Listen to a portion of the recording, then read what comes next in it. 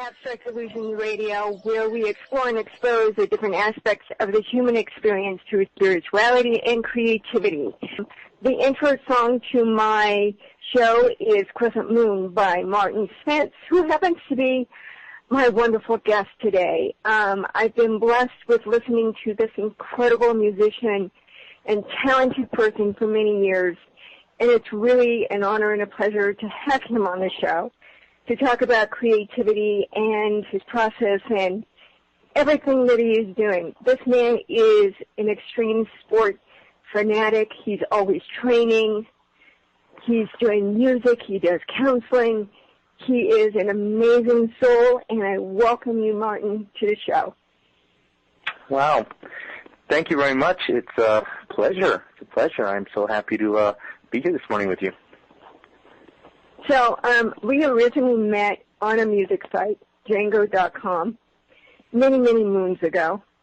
Right. And we just connected and started talking, and you shared your music with me and the whole process, and your dream has really changed with the music.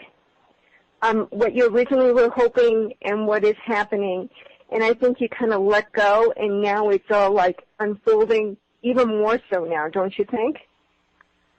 You know, it's strangely so. Yes, it really is. What I had envisioned before just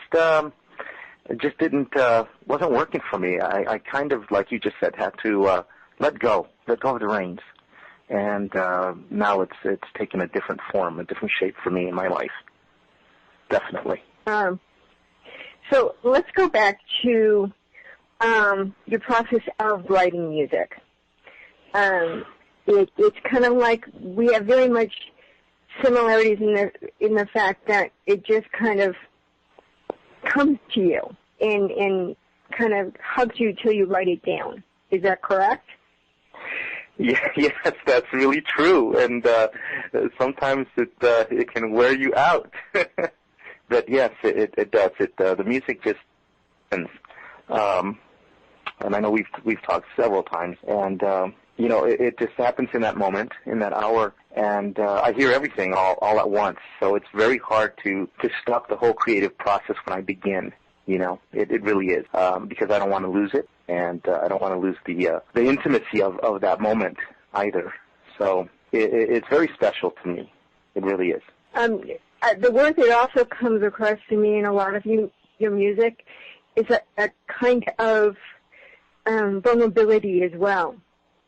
A lot of your music, especially your instrumentals, really touch my soul. It's just like it opens me up, rips me open, and feeds me the most incredible music. So I thank you for that. Well, you're welcome. It's a really, and I know music touch people in all different ways. Yes. And with you, it definitely, you've done a lot of collaboration with international personnel, shall we say, or rising stars or artists who have written poetry, and you've put it to music. Correct. And how did that come about? You know, just by chance, word of mouth, really. People like what they hear, and there are many artists and that have said to me, you know, I paint to your music late at night. So that is such a wonderful thing to hear. You know, that you can inspire people around the world, and it just happened just by word of mouth, really. And you know, I was contacted by a few people, and they asked me, and I always feel that music is to be shared freely, like art, poetry and art, you know, just freely. And so I've always agreed, because it's just a wonderful, wonderful thing to do with other artists. Yes. So can you tell us a little bit more about other ways you get inspired? I mean, you do a lot of running and training. How does that kind of weave into your creative process, or does it? You know, it really does. I think people just the other day, my neighbor asked me. She saw me running out in the middle of nowhere, and she pulled over and said, "Hey, what are you doing?" And I said, "Oh, I'm just meditating, basically." And for me, it's a form of meditation, really, and I'm able to clear my head. And in the process, I am able to just accept the beauty that's really around me, at that moment.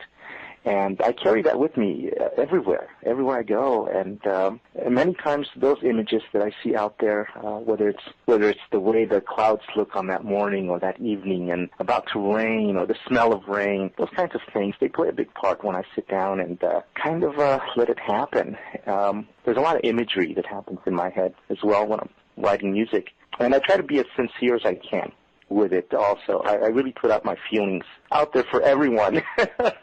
And and I think that's how I think art should be, art, poetry, music, whatever. I think definitely should be sincere, and it should be really transparent.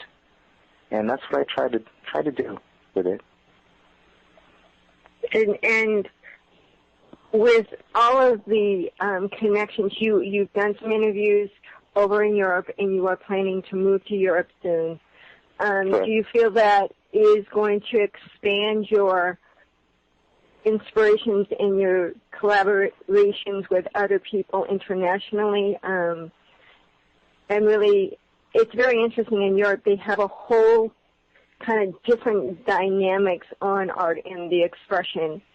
I think a lot about the States is a lot of people aren't as free with their expression in the sense of letting it out there. A lot of people in the arts here are, what's in it for me? And right. I do feel like there's very much a different way of an expression of art in Europe. Do you feel that's going to open you up, or do you think it's just another place to be? Really, I think it will definitely be a different type of inspiration, and it will open me up, I think, a little more spiritually. And I just pray that it just will just really expand what I'm doing now. And there are some projects that I'll be doing there while I'm there as well, with some local people, local poets also, and some writers. So I'm looking forward to that as well. But no, I think you're right. I think here in the States it's a little different, and for many, and I can't say all of them, it's about making that $1 million. But it's never been that way for me. I think you know that. It's really about the creative process. Yeah, it's about being creative and sharing it freely. And if I touch one person with it, then I've done my job. That's where I get my payment, my pleasure from, really. So. And you won't. It's like they say, once you give it, stop clinging to the idea of the money. That's when the money comes. Well, let's hope, maybe. It's like when you stop, it's almost like, it was very interesting, literally, and I want you to explore this with me if you don't mind, the big shift of energy. We were talking one time, and you were kind of panicked, and then the next time I talked to you, you were just like, you literally had let it all go. You were so grounded and just like, hey, whatever happens, happens. It's like, okay, something shifted in you. What was it that caused that giant shift? It's probably a combination of things. Probably watching my children grow, seeing them become adults. Of course, I have a younger daughter that very, very beautiful girl. And kind of just really acknowledging that sometimes things are not always in our control.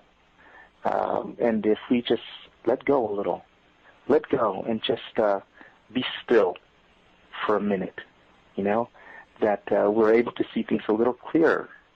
We're able to focus a little better and be more at peace, really. And And it's something that's been happening for a while. It doesn't just happen overnight, as you know, we've talked about. But it definitely takes a while, and it's a process. Really, it's a process. And I just said, you know, yeah. And you know, I'm a thrill seeker. I'm an adventure seeker. I like that. So letting go is climbed many mountains and done triathlons and it's. I wish I had more of your. I mean, I'm very much an adventurer, but in a different way. But I really definitely respect your physical adventures that you go on, and I think vicariously I kind of travel with you to have that thrill and that connection with spirit, the way with nature and spirit in that way. But you definitely do it in a different way. Now, you mentioned your kids, and do they, I mean, your daughter very much is also a part of your music. You've done quite a few songs with her, and she is a beautiful woman, young woman. She's growing up so fast. I know. How has your daughters and your sons really kind of exposed you to a different aspect of inspiration and expression that you might not have had if you didn't have kids? Wow. You know, I think that children are just, you know, once you see them, once you see that birth, you know, it's instant, it's miraculous, it's fantastic, it's beautiful. What happens to a person? What happened to me? I was in love with them when they were in the womb. So when I saw them, it was just a miracle for me, and it's been that way ever since. You know, you see them grow, and you remember their little hands and their little feet, and the way they used to talk to you, and how that made you feel. It just moved me so much, and it still moves me now. You know, recently I got a Valentine's Day card from my daughter, and she said some things in that note that just you know, brought tears to my eyes. That sweetness in her, and I thought, you know, thank God that I have that sweetness, because it keeps me tender, it keeps me soft, and it allows me to remain a gentle man. You know, and so those things definitely play a big part in the music. You know, and I just let it out, just as I feel it. And what about your sons? Because your son. You have one or two sons? Two sons. Two. Two sons. Do they both? I know one plays guitar. Does the other as well? I'm sorry. One what? One I know plays guitar. Does the other one as well? Yes, the youngest one plays guitar. No, the other one doesn't do. I know. He's not artistic. He doesn't have that in him. At least not yet. He hasn't explored that part of himself yet, I don't think. But my younger one, he writes music, and he plays the guitar, and he sings. He does really well. Plays the ukulele, too. Taught him how to play the ukulele. But the older one doesn't. But he does other things. He does martial arts, and he's really into physical fitness. They both he does the extreme sports like you. Yeah. We go running on several parts. Yes, we share the physical part, definitely. Yeah, we understand each other when it comes to that. And it is martial arts, so there's a form of art right there. That's right. So, with where do you want your music to take you? Where do is there any certain goal, or are you just in the moment expressing it and sharing it? I mean, is it just a form of capturing that moment, that inspiration, that's the only thing you're going to be with your music, or do you hope that you get more of a reaction from this? And do you feel, getting ahead of myself. So, because all these questions just popped in my head. You know how I go. Right. No, I do. If something else, it would be great, I think, like any artist, any musician that would like their music to really get some notice, obviously. But it's not the reason why I do it. I get a pleasure out of it, personal. And I enjoy sharing it with people. I really do. And if something more came out of it and I did get that opportunity, I would definitely take it, whether it would be a film score or, something else. I would definitely do it. But I've been writing music since I was like 12, 13 years old, and it just gave me a lot of peace. And I really enjoy that aspect of it. And I believe in spontaneous creativity, whether it's sketching, art, whatever. I really believe in that whole part. Now, you are also a counselor. Yes.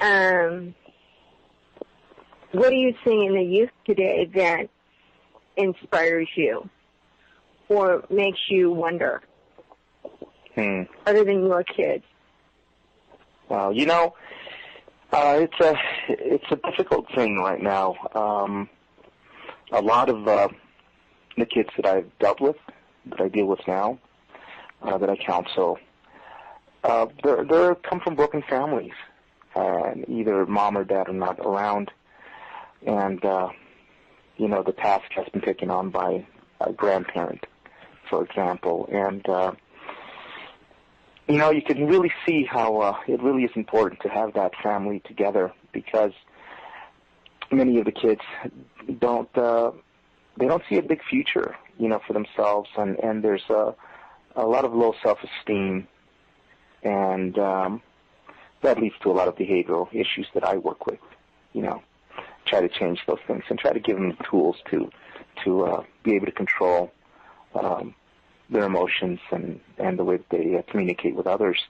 And I also counsel the parents as well, because it's not always just the kids, it's for the parents too. And so I try to put it all together and have them see everything in the big picture, And a lot of those things, you cannot walk away from situations and not carry those feelings, because you think about your own children and your own family and your own failures and things. And so that plays a big part also in what I write as well and how it comes out, Like many times I tell my family, it's like, this piece was written with a lot of tears. So, I think they understand. But I think it's very hard to reach teenagers sometimes. We have to put aside our what we want and kind of see them for where they're at that moment, and that's very hard for parents to do. Now, when you are with some of these kids, do you ever get like a flashback of your own childhood in any way, or a friend of yours as a kid? And oh yeah, definitely. You remember things about yourself, about your youth, and about what went on in your life also, and that endears me to them, and it just makes me want to let them know that I'm there for them and that I understand where they're coming from, and I understand their anger and their fears and their concerns. It's very difficult sometimes. Yeah, I mean, it's trying to put your heart aside and trying to counsel, a group of people. It's very hard. It's very difficult at times. Yeah, I asked that question because do you ever feel like helping them and healing them is healing that aspect within you, or do you feel that part of you is healed and that's why you're able to heal? It's probably a combination. I think I understand. I understand what's going on. And I've healed from that, and I think that allows me to give them some insight, you know. And so I think that the things that I went through as a child and have helped me now as an adult trying to help children and their parents. And when you're talking to the parent or the grandparent, do you see that this is a cycle that is just repeating itself sometimes? It really is. It really is. It really is a cycle. It's a vicious cycle, and trying to get them to change is very difficult. I think many people, when they're dealing with their grandchildren or kids, that they say that they have problems. They don't look at themselves as being part of the problem. So they'll say, "What can you do for me, Martin? Can in 6 months will he be different?" And I tell them, "I don't know. Are you going to be different in 6 months too?" And they look at me like, "What? What do you mean?" And then I go into that. It's like, hey, everybody has to change. It's not just the kid. It's the whole dynamics, of communication, right. You and them, and so they look at me very strange, like, wait, we're not broken. He's broken. It's like, no, they're not broken. So you got to get through that mentality. You have to break through that and let them see that the kids aren't broken. It's just this habitual way of doing things that is not working. Right. And breaking that habit can be very difficult. Exactly. So do you ever use music or art as a tool to help them? Yeah, definitely. And exercise, whether it's rock climbing. I recently had a client who did not know how to ride a bike, and he was almost 11 years old. So I got him a used bike, and we started riding. I taught him how to ride the bike. We would ride to the park, and at the same time, when we stopped and rest, we'd talk about his day and how things were going at home, and so we developed a rapport, and we bonded definitely through that. And come to find out, he loved to write lyrics, and they were the sweetest lyrics that you could ever imagine, and no one knew that he had it in him. So it was a pleasure. You did, and now you're helping him expand and believe that it's good. Yeah, and he's no longer my client, but he still calls me, and we still get together. I see him on a regular basis, and so it really is. It has worked out, and I'm so pleased, that he's doing really good in school now and at home. So do you think that his parents were able to realize that they needed to work on themselves as well as their son had to work on himself? Or was it just one of those incidents that he was expressing himself and you just needed to realize that he wasn't broken? Yeah, it's a combination. They had to realize that they were not doing things properly according to the way that his thinking was, and they had to change that. And it was difficult because I think sometimes parents get in a rut about how they go about communicating with their kids, and so I was just there to really facilitate better communication, and they did. And he changed. He began to communicate better, more effectively, expressing how he feels and what he wants. And they were able to listen, and even if he didn't get his way, at least there was some communication, and he was more accepting when he heard the word no, And so now, and so now that's how it goes at home. And so, everyone is doing pretty good. That's great. Now, do you ever get really frustrated with someone because you're just so stuck and they don't want to change that you just want to throw up your hands and say, there's nothing more I can do? Yes, there are times like that. There are some people that maybe it's not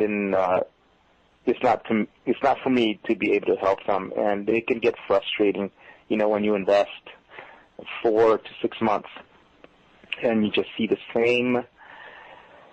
continual cycle over and over and over again, and no matter which way you want to steer them, they are relentless to go the other way and stubborn, and they feel that the way that they're doing it is right, but yet, you can show them that it isn't working. If the things that they're doing is not working to this point, then maybe they need to change. And it can be very frustrating, because everybody's hurt, everybody sheds tears, and people feel that they're not being heard, that their feelings aren't taken into account. So, yeah, it can wear you out. And I think that's where the long-distance running, that endurance stuff, really comes in for me. I can share that. Yeah, I can shed that weight along the road. So now, but yeah. So what was it? I mean, I know you started the sports at a very young age.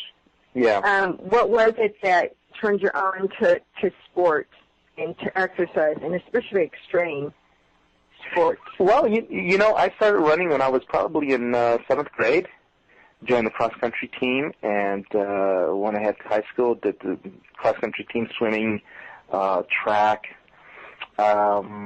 Then when I was about 16, I started doing triathlons, and did that for several years. Loved that long-distance stuff. And then I started rock climbing, did some big wall climbing in Yosemite, many places, they're beautiful places. And what I really liked about that, it's challenging, but it's quiet and it's peaceful also.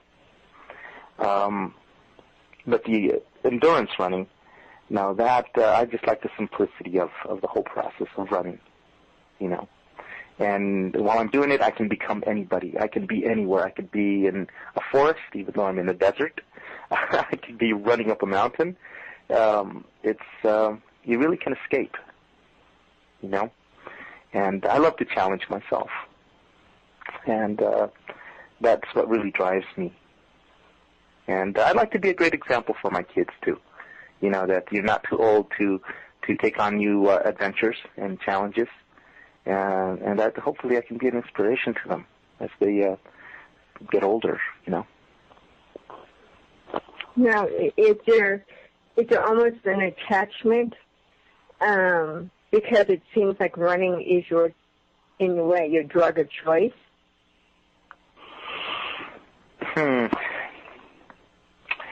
Well, there's no doubt. There's no doubt that when those endorphins kick in, yeah, you're really in another world. I can't really say. I really enjoy that long distance cycling and the climbing. I don't know. No, really. I don't think I could live without doing more than one thing. I'd have to do a lot of things. The climbing just gives you a different experience than the running, and the mountaineering definitely is totally different than everything else. But it's a combination. I want to feel it all. I guess I'm a little selfish. You want to experience it all, and that's kind of what we're here for, is to have a human experience in the good, bad, and the ugly, and experiencing and challenging yourself is all part of growing and seeing how far your limits to go, and also know that you might not achieve it now, but give yourself time and you'll achieve it later, like your music. Exactly. You may have set aside the goal, but you haven't set aside the art. No. Definitely not. I think they both go hand in hand, really. I really do. And I really don't think that I can do one without the other. It it centers me, the art, the sport, the extreme sports, and it really clears my head, and I love that, and to talk to people about it, other people that I meet along the way that are into that. It's just, and seeing the excitement, it's just awesome. I love it. And it's a lot more people are getting into the extreme sports or that challenge of doing a marathon or doing that long distance race or something to challenge the physical body as well as the mind, because it's really a good way of balancing yourself, which is so critical with everything going on. It's so easy to get off and just kind of give up, and just let everything go and just say, okay, I'm defeated, but you never really are defeated because there's always something inside of you that, at least for me, keeps me going. And for me, it's poetry. Even in the worst place that I've been, go for a walk and I will come back and write an incredible poem, or wake up in the morning and realize that I've written something even in my sleep that I didn't even know that I wrote, but the words are incredible. I've done that several times. Yes. And it's just you get in that place of truth, of really, it's the best way to do it. You just center, you're in your heart and you express that moment. And it's a purifying and a release of your soul's true essence. Oh, isn't it? It's beautiful. It's a wonderful thing. It just is. It's and like you, sometimes the music and for me poetry may not pay the bills, but I ain't gonna give it up. There's always different ways of putting it out there. Like your song is actually the theme of my song, and I thank you. Oh, you're welcome. It's an incredible. I love your music, and to be able to help you get your music out there is a thrill for me. To share it with others, it's just beautiful. And you've introduced me to some really beautiful people who are also poets. So it's been really nice to meet Jose and Alana and a few other people who we share the passion for words where you have the music. And it's been very interesting to connect with all those people. And really, if the Internet has done anything, it's made the world smaller, more compassionate, and more expressive within the arts. So it does have, it's beautiful. Because I know that even with the Internet, somehow we would have met. I had no idea how, but we were destined to meet. Because we have such a strong friendship. Oh, yes. There's no doubt. But it's just like, okay, it was inevitable. The Internet just made it a lot easier. It was interesting to have that strong connection and witness your daughter's response when you first met. Because we met at her house, actually. And she was like curious and protective. And she was protective, yes. Very protective. Who is this woman that my dad says is a friend? That's right. Yeah, I remember that day. It was very strange for her. She was very protective. I don't know. I've never seen her like that before. But it was nice. It was good. It was good, and I felt very comfortable and relaxed, and maybe that put her on edge. I'm not sure, but she is a beautiful soul. She's a beautiful young lady, and very, very talented. She's lucky to have you with her dad, and so supportive in expressing herself. Yes. Both parents. Her mom is also very much a great support for her. And it's just interesting how, and for some reason they keep showing me the tree that we were sitting under, and it just, it's like everything is interconnected to reach higher levels for everybody. Yes. So what is your spiritual essence? Do you have mantras? Do you have, you say when you run, you're meditating.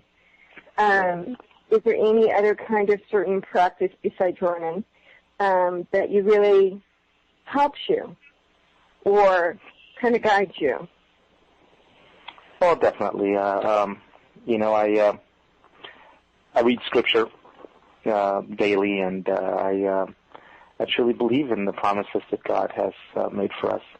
And I meditate on those things, and I keep them close to me every day, and it helps me dealing with the different situations that arise from day to day. It keeps me centered. It keeps me focused, and I think because of those things, I'm able to feel what I feel around me, and maybe even become more sensitive to others, and be more of good counsel to them because of it. So, yeah, it's something that is part of my life. It's been always a part of my life ever since I was a child. So your great counsel for others, what was your a mentor or someone for you that helped you? No. It's something that just happened, really. I can't really say that I ever sat down and consciously said, I think I want to counsel people. I don't think I ever thought that I had the wisdom or even any kind of knowledge, even to this day. I don't know how it happens. It comes from above, I suppose, and just like the music. And I know I've told you many times that it comes from above, and I'm just a vessel, I suppose. Well, we have a few more minutes before we're going to play We Are the Sun at the break.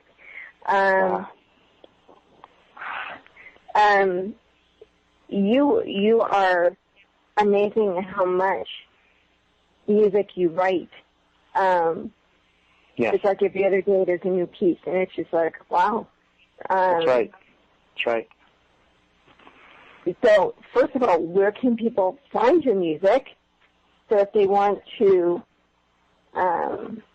listen or buy or share, where can they find you before we... Well, they can definitely look me up on YouTube and on Facebook. I'm on Facebook also.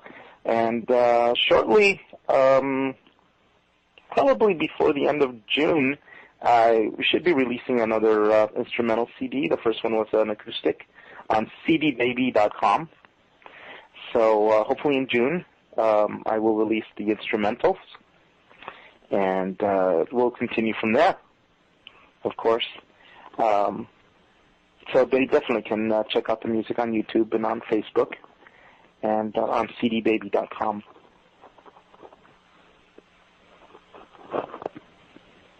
Sounds great. Are you on Reverb Nation or any of the other Yeah, that's right. I forgot about Reverb Nation. Yeah, I'm on Reverb Nation also.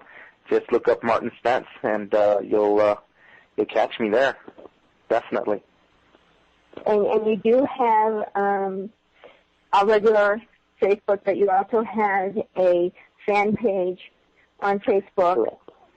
Correct. That you put your music, and highly recommend people go and check it out and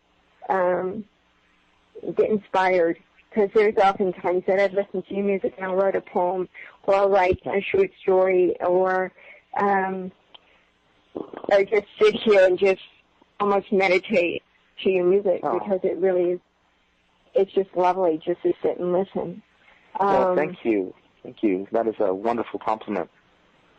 So you also do some covers of a lot of, and you did a cover of, was it Chris Isaac? Chris Isaac, yeah. Oh my God, that was incredible. You like that that? Was just like, I love that one. Thank you. You know, it's been, it's been one of my favorite songs for a long time. And, you know, the covers, they give me a break from my original stuff. You know, give me a break. And it gives me a break from the instrumentals. You know, I'm a product of the 80s, so like my kids tell me, I'm kind of stuck in the 80s with the music sometimes. And so a lot of the covers, you know, I've done some a-ha covers, some Depeche Mode and Cure, and things of that nature. It's fun. It really is fun, and I enjoy it. I enjoy it a lot. But I still would love you to do some one song, because I think there's some songs there that you would be, not from the 80s too, actually more the 70s and the 80s, but still I think Warren Zevon would be awesome for you as well. Wow. I just, some of his more instrumental songs, I can just hear your voice very clearly doing some of his work, especially some of the ones that Linda Ronstadt covered. Would be wonderful to hear.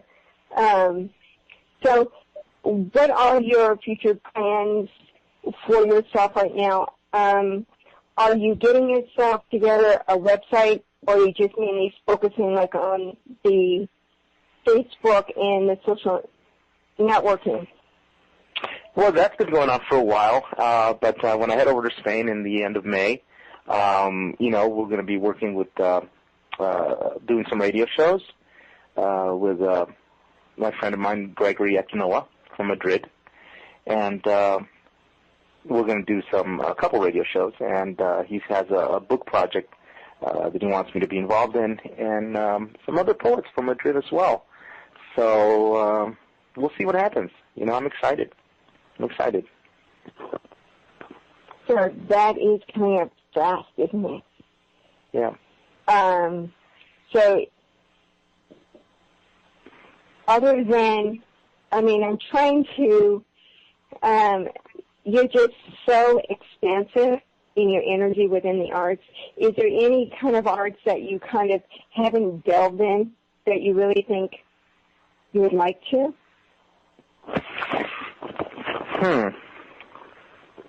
It's an interesting question. You know, yeah, I don't know. I don't know if I would have the time to really try and do something else. You know, I think I would definitely love to sculpt, doing some sculptures. I've always wanted to do that, but I never really found the time. So, yeah, eventually maybe I'll do something like that, I think. I don't know. But that might be the next thing I'll try.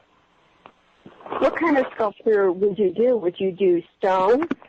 I mean, I dabble in taking scraps of wood and doing abstract art from scraps of wood and metal, which to me is a lot of fun to have mixed medium together. Yeah. And see what comes up. Maybe clay sculpture. I'm not sure. You know, maybe something of that nature where I can mold and just kind of get my hands in there and just do it. Yeah. Now you're going to be part of a book project. Yes. Can you tell us anything else about that project, like what your part is going to be? Well, at this point, I'm not supposed to talk about it. That's fine. That's fine. Let's talk about it. But I would love to But maybe when I get over there to Madrid, we'll have to do this again, and I'll give you the lowdown. Yes, we'll do an update. Yeah, definitely. That'd be great. That'd be really good.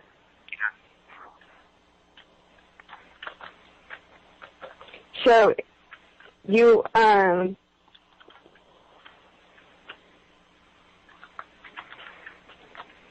second,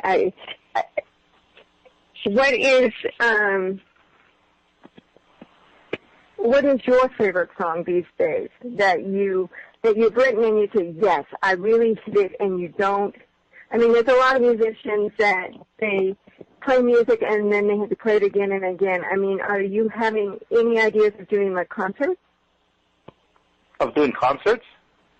Yes. Myself?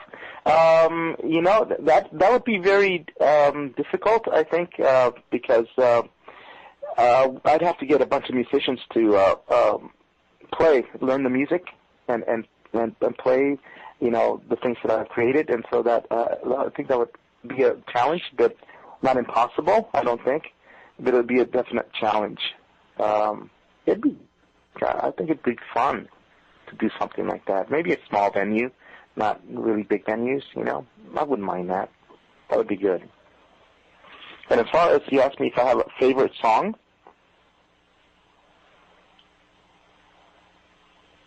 did you ask me if I had a favorite song? Yes. Like my own or somebody else? Yours. And then somebody else. Oh, okay. I have a lot of favorite songs at the moment. I really like Elena's song and Faded. I like Faded a lot, and Don't Let the Darkness Creep in on You. I like that one also. I had fun doing those. And as far as artists, I really like Dead Can Dance and David Sylvian. I really enjoy their music very much. So are they an influence on your music right now, or do you just get inspired, just being inspired by your experience and you? I've listened to them for a long time, but really my all-time favorite is Burt Bacharach. Hands down, Burt Bacharach is my I can hear that. I can definitely hear that. Oh, yeah. So that's very 60s. And yet my music is not very 60s. But, there's the influence. There's the indie post-rock stuff, alternative 80s things that sometimes comes into play with what I write. It's all there. Burt Bacharach, he's got my respect. Well, yeah, and it's hard not to respect. I mean, Burt Bacharach has really covered the gamut in popular music, in being in movies, in TV. I mean, he's done music across the board and has worked with some amazing people in the process. Oh, yes. One of the, he had an opportunity to work with Elvis Costello, and they did a wonderful CD called Painted from Memory, I believe. And that has been one of my favorite collaborations, of all time. I think it was just marvelous. Marvelous. If you get a chance, take a listen. It's very nice. I've listened to some of it through the YouTube, and I mean, the music is just classic. Yes, yeah, and the lyrics are just, they just heart-wrenching, just beautiful. So what do you look for in lyrics? What do I look for in lyrics? Yeah, to really that's lyrics. It has to be real. It can't be one of those cookie cutter, phrases that you hear, all the time. That doesn't really do it for me. It's got to be really real. It's got to have a real story. It has to mean something to me, It has to move me, It has to remind me of something. If it doesn't do that, then it's not really touching, deep in my soul. So, but his music really does. Yeah, it really does.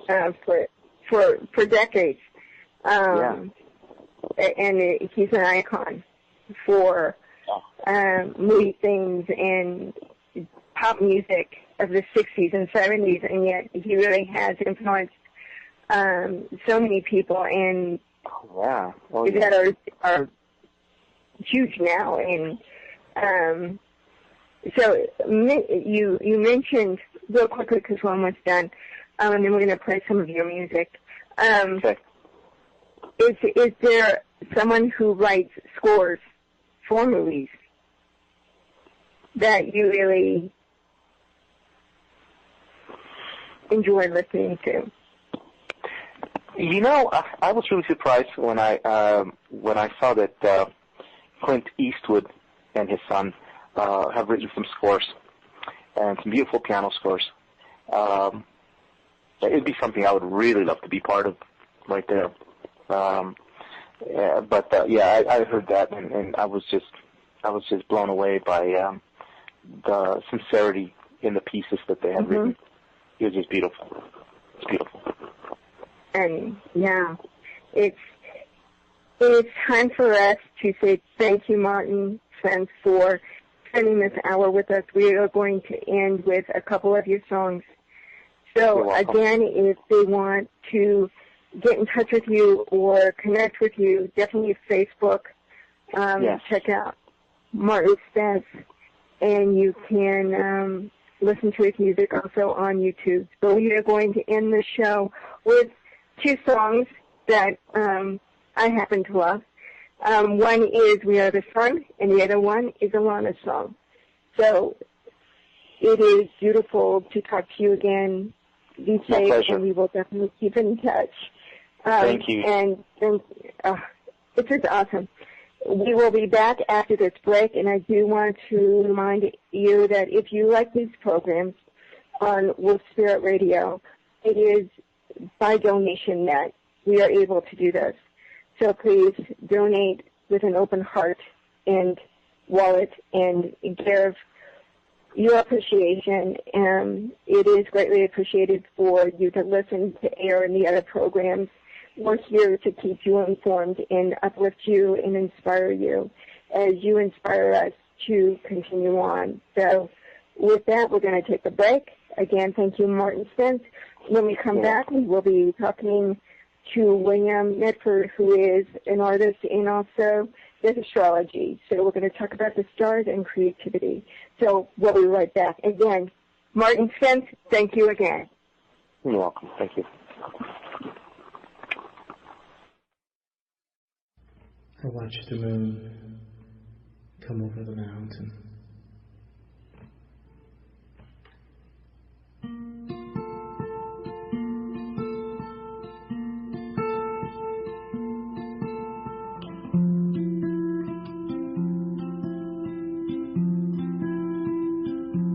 Over the edge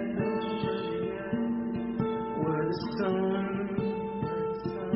meets the mountain.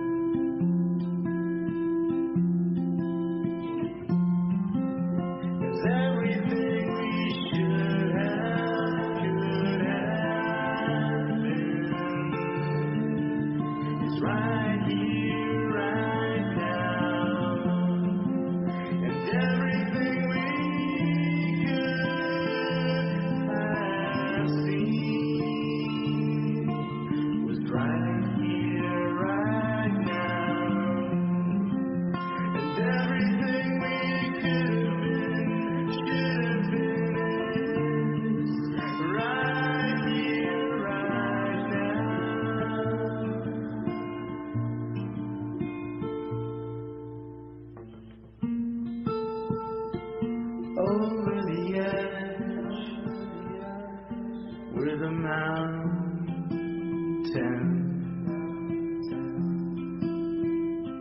we meet up with the stars and the moon